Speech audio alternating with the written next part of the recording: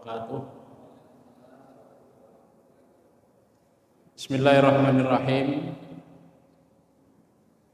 Alhamdulillahilladzi khalaqal insana 'allamahul bayan. Asyhadu an la ilaha illallah wahdahu la syarika lahul malikul haqqul mubin. Wa asyhadu anna sayyidana wa nabiyyana Muhammadan 'abduhu wa rasuluhu shadiqul wa'dil amin.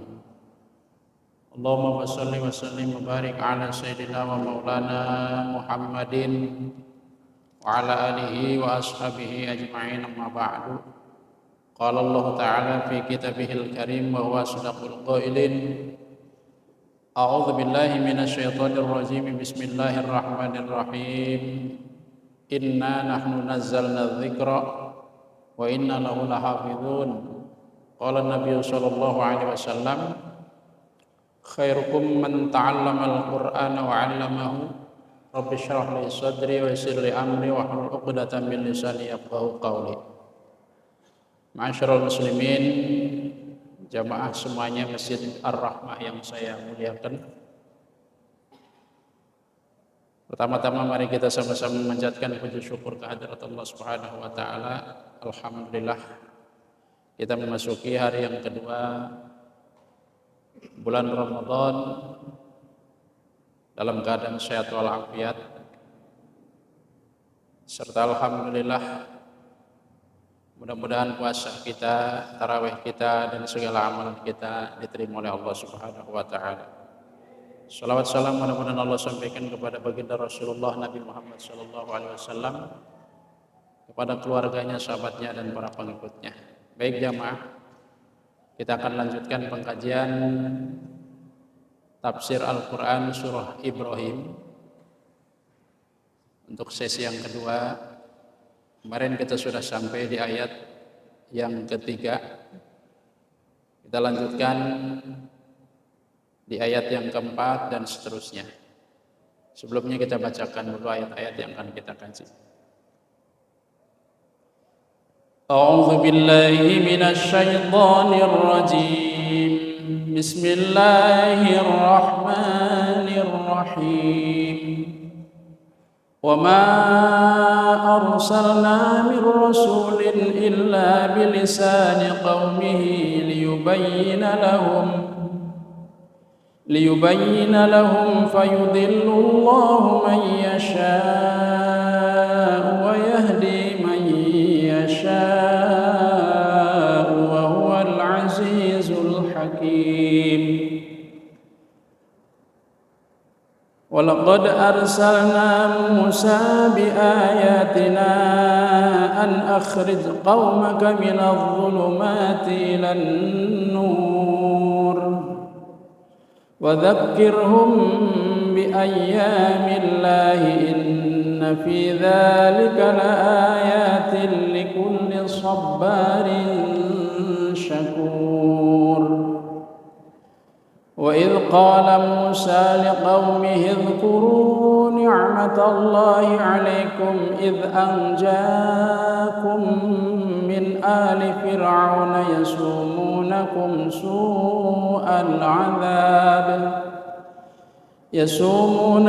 سُوءَ الْعَذَابِ وَيُذَبِّحُونَ أَبْنَاءَكُمْ وَيَسْتَحْيُونَ نِسَاءَكُمْ وَفِي ذَلِكُمْ بَلَاءٌ مِّن رَّبِّكُمْ عَظِيمٌ. وَإِذْ تَأَذَّنَ رَبُّكُمْ لَئِن شَكَرْتُمْ لَأَزِيدَنَّكُمْ وَلَئِن كَفَرْتُمْ إِنَّ عَذَابِي لَشَدِيدٌ. Shadaqallahul azim. Allahu a'lam bimuradihi bidzalik. Ayat yang keempat. Wa ma arsalna mir rasulin illa bilisani qaumihi liyubayyina lahum wa yudillullahu man yasha'u wa yahdi man yasha'u wa huwal azizul hakim. Wa ma arsalna, tiadalah kami mengutus, Allah kaminya itu, mir rasulin, dari seorang rasul, Mengutus itu illa bilisani qaumihi, kecuali dengan bahasa kaumnya, bahasa daerah kaum itu sendiri. Jadi misal ada seorang rasul kebetulan orangnya orang Jawa, yang diperintahkannya juga orang Jawa, tentu bahasanya bahasa Jawa atau mungkin bahasa Indonesia. Tapi sayangnya nggak ada rasul dari Jawa. Ya. Dulu ada yang ngaku rasul dari Jawa, namanya Tukimin katanya. Nah kalau baca sholawatnya, Sallallahu ala Tukimin. Tidak ada ya. Allah alam lah, kita tidak tahu. Wa ma arsalna mir rasulin illa bilisani qaumih. Tiadalah kami mengutus, kata Allah, dari seorang rasul pun, seorang utusan pun, kecuali rasul itu diutus oleh Allah dengan bahasa kaumnya, dengan bahasa yang berlaku pada kaum itu sendiri. Ai illa mutakalliman bilughati man ursila ilaihimur rasul. Jadi tidak lain rasul yang diutus itu pasti akan berbicara dengan bahasa yang rasul itu diutus kepada kaumnya. Ayyan kana wa hum bin nisbah li ghairi sayyidina Muhammadin sallallahu alaihi wasallam. Ini udah pasti ya. Tidak mungkin seorang rasul yang adalah contohnya orang Arab, Nabi Muhammad, lalu bahasanya Inggris. Lah bagaimana cara menyampaikan kepada kaumnya? Kan butuh penterjemah. Ya, jadi tidak akan tidak akan pas, kecuali Rasul itu memang diutus oleh Allah adalah dengan bahasa kaumnya itu sendiri. Karena kita tahu ya, Rasul-Rasul yang diutus itu terkhusus sebelum Nabi Muhammad SAW itu tidak ada yang berbahasa Arab, kecuali Nabi Soleh. Ya. Ada Rasul-Rasul yang berbahasa Arab itu kalau tidak salah ada 5 orang. Yang pertama Rasulullah Nabi Muhammad SAW, yang kedua Nabi Ismail, yang ketiga Nabi Soleh, ya. Dan keempat kelima pokoknya ada ya. Nabi-nabi dan rasul-rasul yang diutus dengan bahasa Arab. Selain bahasa itu ada yang bahasa Aramik, bahasa Ibrani, bahasa Suryani, ya. Ini bahasa mereka.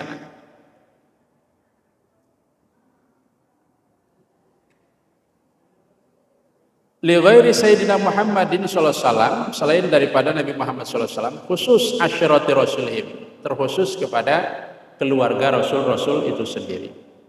Wa bin nisbati ilaih, tetapi kalau kita nisbatkan rasul itu kepada Nabi Muhammad, Nabi Muhammad itu kan diutus untuk semua makhluk. Ya. Bukan hanya manusia, bangsa jin, ya, dan makhluk-makhluk yang lain. Wa bin nisbati ilaihi kullu man ursila ilaihi min asnafil khalqi li'anna risalatu amah, karena kerasulan Nabi Muhammad itu umum untuk segenap alam. Wa ma arsalnaka illa rahmatal lil alamin. Nah, hebatnya lagi Nabi Muhammad itu, kalaupun bisa bicara dengan batu, dengan pohon, dengan gunung misalnya, itu gunungnya itu adalah ikut bahasa Arab, paham bahasa Arab. Berbeda dengan Nabi Sulaiman. Nabi Sulaiman itu bisa segala macam bahasa. Bahasa semut dia paham, bahasa burung dia paham, atau bahasa binatang-binatang lain paham. Tetapi ketika semut itu bicara, itu bahasanya bahasa semut, dan Nabi Sulaiman paham bahasa semut. Ketika burung hudhud bicara, itu bahasanya bahasa burung hudhud, dan Nabi Sulaiman paham akan bahasa burung hudhud. Hebatnya Nabi Muhammad, justru mereka itu yang berbahasa Arab. Onta bahasanya Arab. Ya. Kemudian burung pun kalau bicara dengan Rasulullah bahasanya bahasa Arab. Jadi dia yang ngikutin bahasa Nabi Muhammad. Sementara kalau Nabi Sulaiman adalah Nabi Sulaiman yang memahami bahasa si binatang yang diajak bicara tadi itu. Wa huwa sallallahu alaihi wasallam kana yukhatibu kulla qaumin bi lughatihim. Adalah beliau baginda Rasulullah sallallahu alaihi wasallam juga kalau bicara mukhatabah, ya, berbicara antar sesama orang atau kepada kaumnya, itu beliau selalu menggunakan bahasa Arab.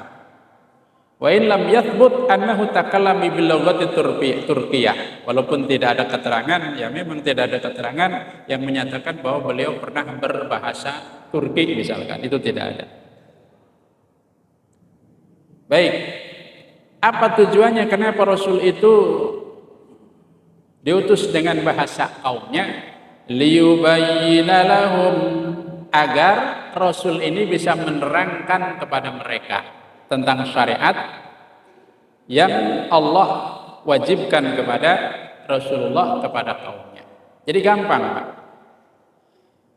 Ya, agar Rasul itu bisa menerangkan kepada mereka makallafu bihi bilughatihim, apa yang diwajibkan kepada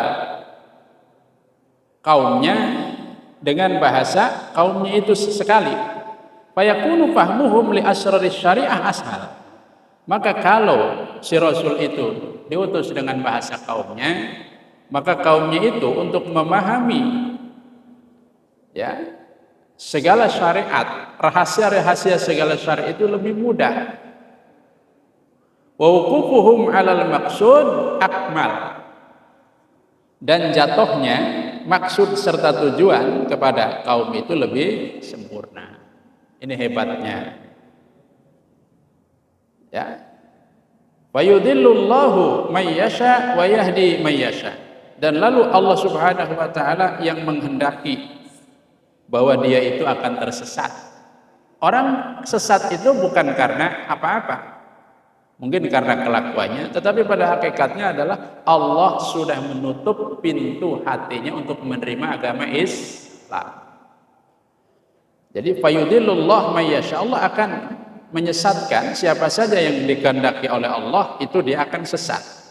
Biman i'altafihi ta'ala bihi, dengan dia itu menolak anugerah Allah, nikmat Allah yang Allah berikan kepadanya. Nggak menerima. Contohnya Abu Jahal dan Abu Lahab. Kurang apa mukjizat Rasulullah yang dia saksikan, yang dia lihat, itu meyakinkan bahwa Nabi Muhammad itu adalah seorang Rasul dengan mukjizat yang jelas.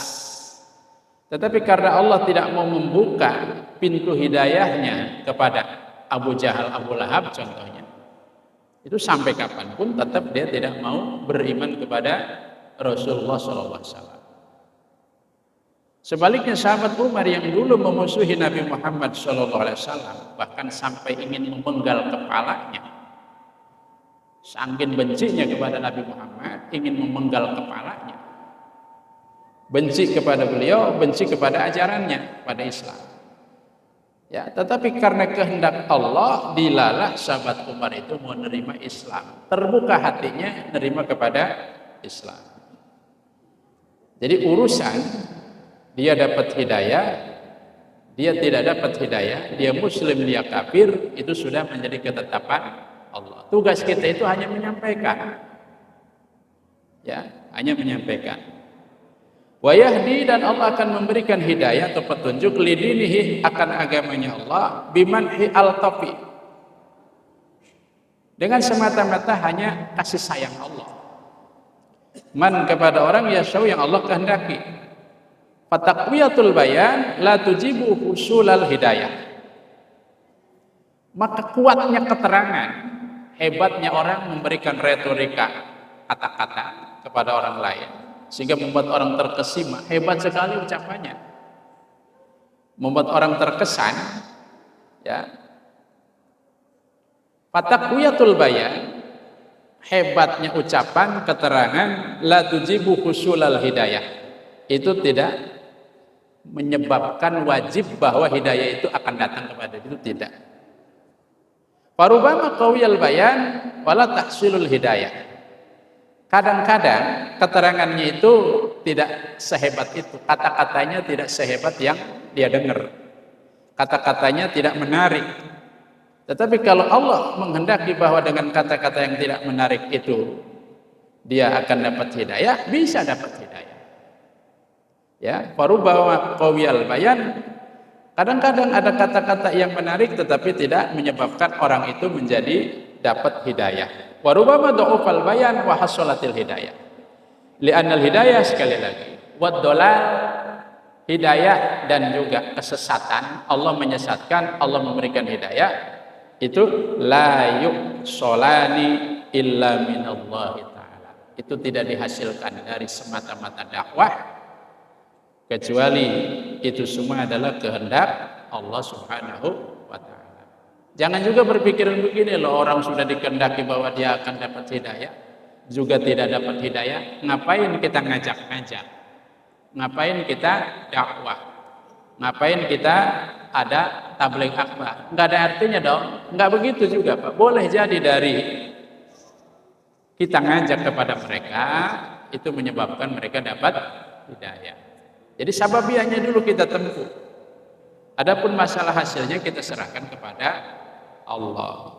Rasulullah saja pernah dikatakan oleh Allah, innaka la tahdi man ahbabta.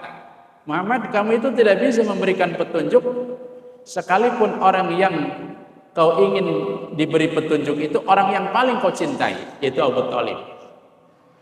Bagaimana tidak cintanya Rasulullah kepada Abu Thalib, ya? Akan tetapi oleh Allah dikehendaki tidak mau beriman, tetap tidak mau beriman. Apa di dalam surah Yasin itu ada kalimat, ya, wasawaun alaihim a'anzartahum am lam tunzirhum la yu'minun. Sama saja kau kasih dia itu peringatan atau tidak, tetap kalau memang orang ditakdirkan oleh Allah untuk menjadi kafir, tidak mau beriman. Tapi kan masalahnya kita tidak tahu apa dia dikehendaki kafir atau tidak, ya. Yang penting kewajiban kita adalah tetap untuk dakwah kepada mereka. Wa huwal azizul hakim, dan dia Allah itu maha perkasa dan maha bijaksana. Al-aziz maha perkasa, al-hakim maha bijaksana. Fala yughalibu fi masyiatihi, maka tidak ada yang bisa mengalahkan urusan Allah. Tidak ada yang bisa mengalahkan kehendak Allah. Allah kehendaknya maunya begitu, ya, orang sedunia menahannya, mencegahnya, tetap tidak ada artinya. Ada satu pernyataan begini, liyutfi'a nurallahi wa ya'ballah. Orang-orang kafir itu liyutfi'a nurallah, ingin memadamkan cahaya Allah, ya, ingin memadamkan kebenaran Islam, ingin memadamkan ketuhanan la ilaha illallah, ingin memadamkan kalimat Muhammadur Rasulullah, ingin dia padamkan sekuat tenaga, ya. Dia fitnah Nabi Muhammad, dia uji Nabi Muhammad, dia ingin bunuh Nabi Muhammad, tetapi wayaqballah, Allah nggak mau, Allah nggak redho kalau Allah adalah Tuhan, ya. Lalu mereka ingin mendirikan Tuhan-Tuhan yang lain, padahal kebenaran itu, cahaya itu adalah hanya Allah, Tuhan itu hanya Allah. Dia ingin padamkan, sementara yang bukan Tuhan dia angkat ingin jadi Tuhan. Allah nggak mau, ya. Sampai sekarang cahaya Allah itu bukannya padam, malah tambah menyala, tambah kemana-mana. Ma'asyiral muslimin rahimakumullah, yang dimuliakan Allah Subhanahu wa taala. Wa la yaf'alu syai'an illal hikmati. Dan Allah juga tidak melakukan sesuatu, pasti sesuatu itu ada hikmahnya, ada tujuannya. Dan tujuannya itu tujuan yang baik. Kenapa Allah tidak memberikan kepada dia hidayah, ya? Karena mungkin Allah lebih tahu bahwa dia itu kelakuannya begini-begini. Kenapa Allah juga memberikan hidayah kepada orang ini? Ada hikmahnya. Jadi ini masalah takdir, ya. Kita tidak bisa menyelam ke dalam-dalam. Rahasia ini adalah hanya pada Allah Subhanahu wa ta'ala. Itu ayat yang keempat. Ayat yang kelima ada bunyi walaqad arsalna Musa biayatina an akhrij qaumaka minadh dhulumati ilan nur wa dhakkirhum bi ayyamillahi inna fi dzalika laayatin likulli sabarin syakur. Nah, lalu kita ke Nabi Musa. Tadi Allah secara umum mengutus semua nabi-nabi, rasul-rasul dengan bahasa kaumnya. Sekarang Allah ceritakan, walaqad arsalna, sungguh kami telah mengutus Musa kepada Nabi Musa biayatina dengan mukjizat-mukjizat dari kami, tanda-tanda mukjizat dari kami. Supaya apa Nabi Musa itu diutus?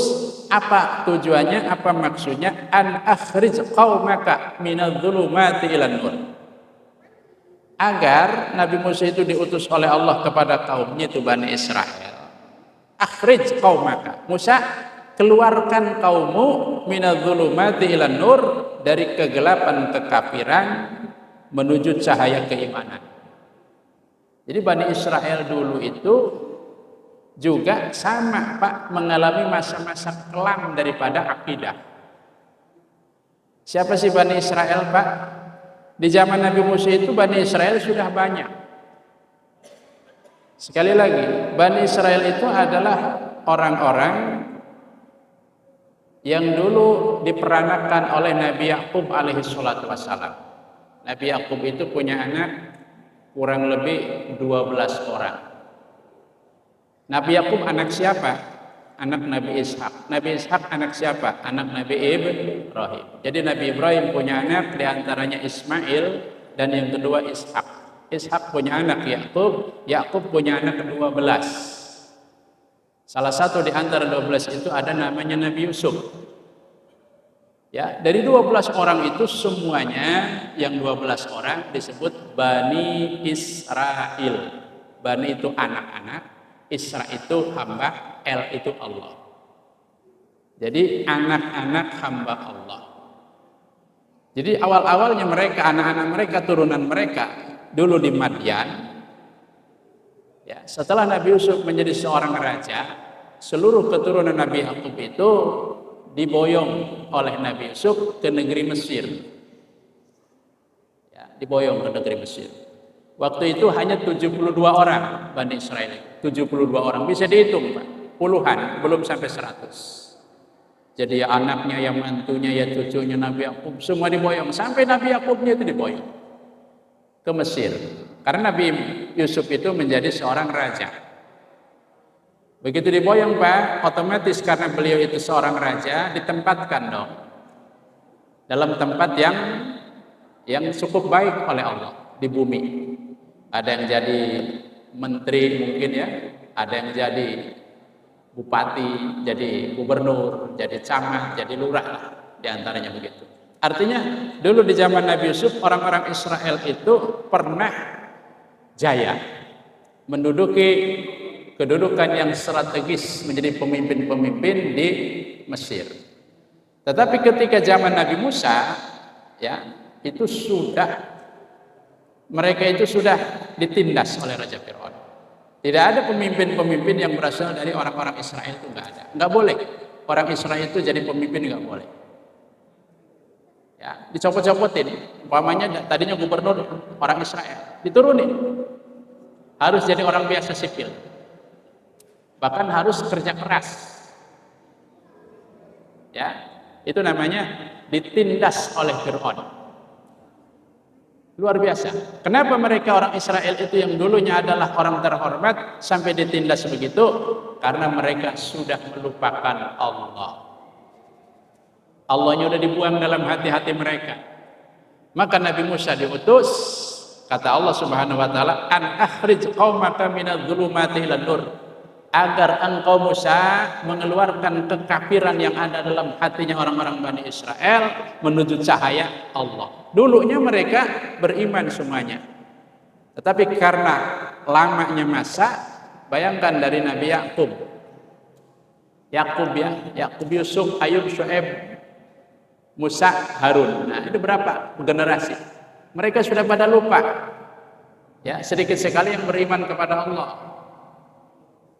Nah, Nabi Musa datang menyelamatkan kaum Bani Israel, menyebarkan agamanya, selain juga kepada orang Mesir itu sendiri, juga kepada orang Israel khususnya.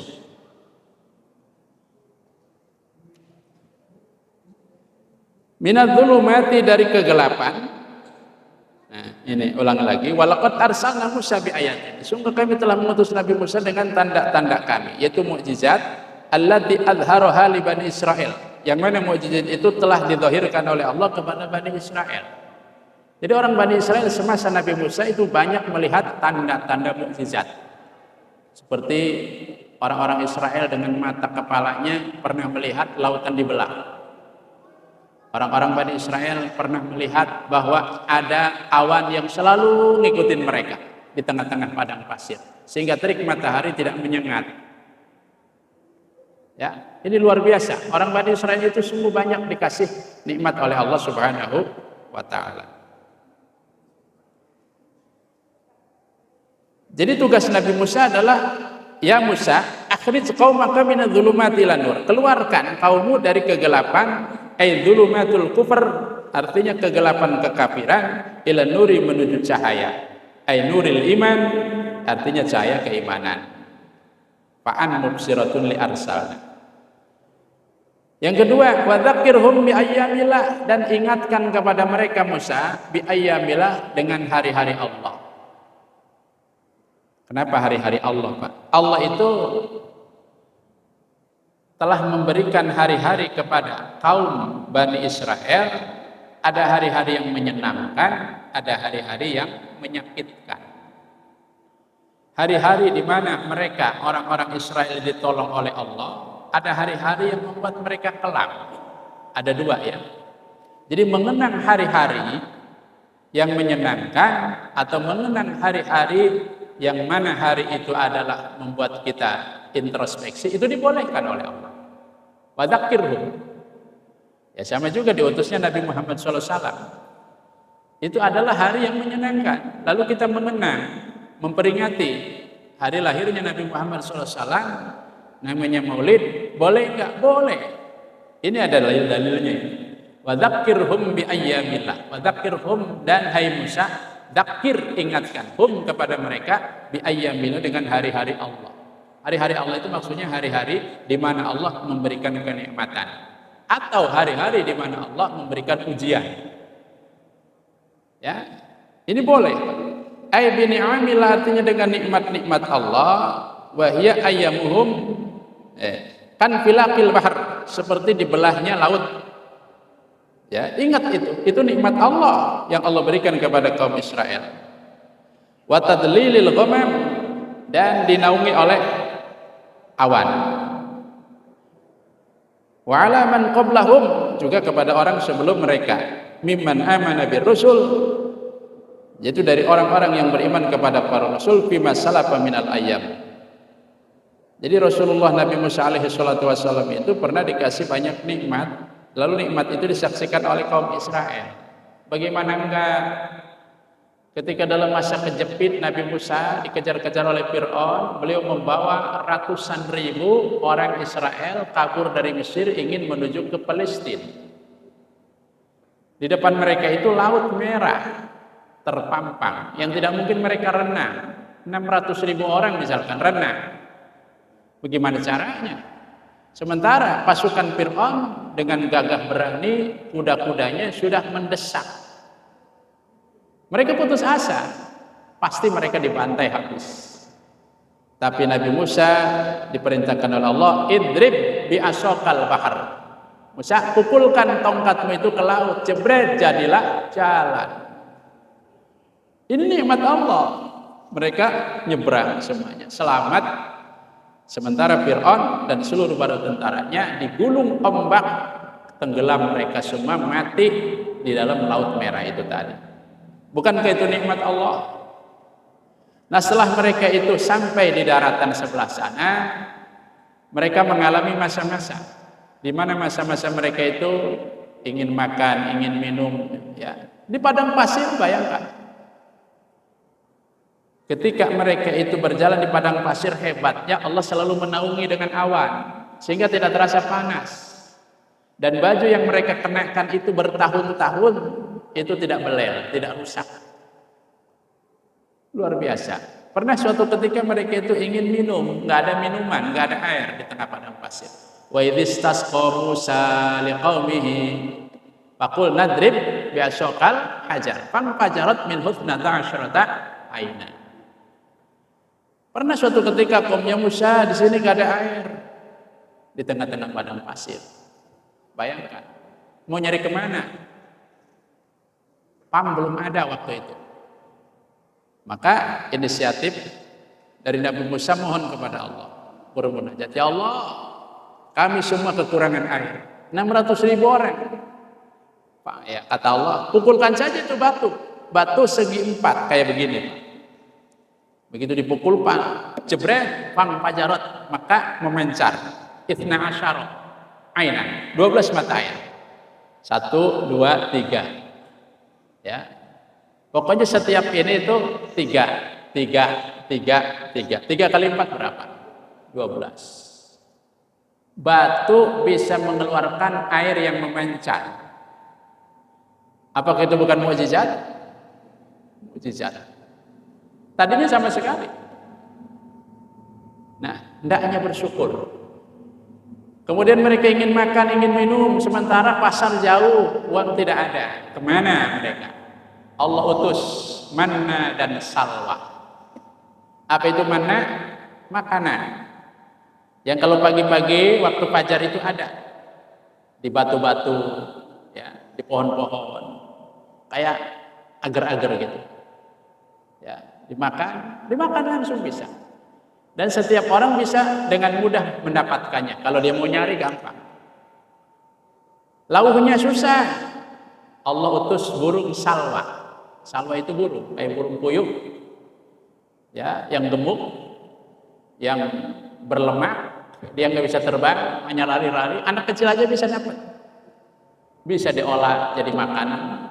Dan makanan serta minum makanan itu tadi adalah memang Allah turunkan dari surga. Dijamin Bani Israel tidak kelaparan, tidak kehausan. Ya, karena mereka itu mengikuti Nabi Musa. Ini perjalanan ini lama, puluhan tahun. Ya, puluhan tahun menuju Palestina itu. Sampai mereka itu tersesat karena nggak mau masuk negara Palestina. Ya, subhanallah. Nah, cerita itu ada dalam surah Al-Baqarah. Silakan dibuka. Di Al-Baqarah itu diceritakan panjang lebar tentang bagaimana nasib kaum Nabi Musa setelah mereka itu diselamatkan oleh Nabi Musa dari kekejaman Fir'aun. Kita lanjut. Wa biba'sillah juga kata Allah, kamu harus mengenang hari-hari di mana Allah menguji alaihim kepada Bani Israel. Wa hiya ayyamuhum tahta qahri Fir'aun, yaitu hari-hari mereka di bawah tekanan Raja Fir'aun, wa bi'adzabillah, dan dengan siksaan Allah, man kadzabar rusulah, atas orang yang mendustakan para rasul fi masalafa, kepada hari-hari kepada orang-orang yang sudah lampau. Setelah Nabi Musa, sebelum Nabi Musa. Siapa itu? Kama nazala bi'ad, sebagaimana yang diturunkan kepada kaum Ad, kaum Samud, dan lain-lain semuanya. Jadi kaum Bani Israel itu pernah merasakan hari-hari yang membuat dia itu tertekan. Ketika Nabi Musa lahir, itu ada Allah Subhanahu wa taala memberikan ujian kepada Bani Israel yang berat. Apa itu? Yudabbihuna abna'akum wa yastahyuna nisa'akum wa fi dzalikum bala'un min rabbikum 'adzim. Allah Subhanahu wa taala memberikan ujian berat kepada kaum Bani Israel, yaitu anak-anak laki-laki mereka itu yudabbihuna, dipotong leher. Bayi baru lahir. Jadi ada pengumuman dari Fir'aun, mana-mana bayi dari kalangan kaum Bani Israel yang melahirkan anak laki-laki segera harus kepada Raja Fir'aun untuk disembelih. Laki-laki wajib. Kalau enggak diuber sampai askar. Cari. Berhasilah ya berapa? 90.000 bayi dipotong lehernya. Sementara yang perempuan lahir biarin hidup. Untuk apa? Kalau besar nanti jadi pelayan. Jadi budak kaum Fir'aun. Ini adalah cobaan besar. Sementara targetnya itu justru sebenarnya Nabi Musa. Tapi Nabi Musa oleh Allah dilalah, justru dipelihara oleh Fir'aun dan istana. Dipelihara oleh istana. Yang nantinya justru dialah yang akan menghancurkan kerajaan Fir'aun. Pas ya. Baik, sampai di sini kita sampai di ayat yang kelima, belum selesai. Nanti insya Allah kita sambung di kesempatan yang akan datang. Mudah-mudahan kita selalu sehat. Sekian, hadanallahu wa iyyakum wal afwa minkum billahi taufiq wal hidayah. Wassalamualaikum warahmatullahi wabarakatuh.